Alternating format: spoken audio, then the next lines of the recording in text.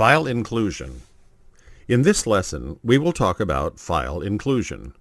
To define the macros, we use the --define preprocessor directive.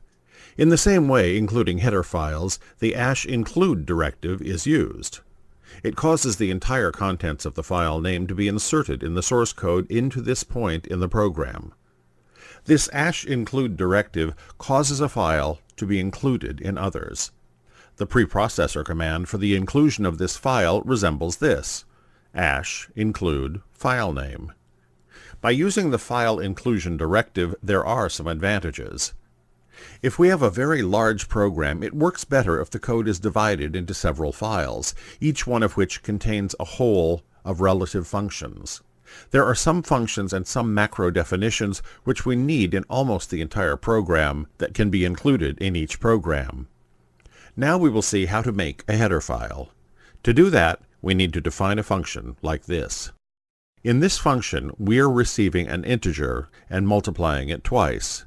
Here it returns the multiplied value to the calling function. Then we have to save this program with the extension of .c or .h. For that, you go to the File menu and click on Save. Now you may see a Save As dialog box. In that, type your desired file name in the File Name box, and then click on OK. Compile the code by pressing Alt F9. When the compilation is finished, open a new window. To do that, click on the File menu and click the New option. Now a new window is opened. Enter this code in that window. In this program, we include a new header file named function.h, which has been recently saved.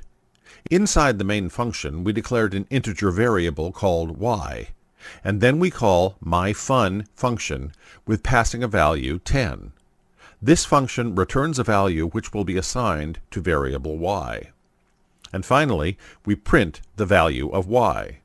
Now we can compile the code. Compile the code using Alt F9. When the compilation is finished, click the OK button. Then run the code using Control F9. Here is the output, which will be performed by myFun function. Now you can create your own header files easily.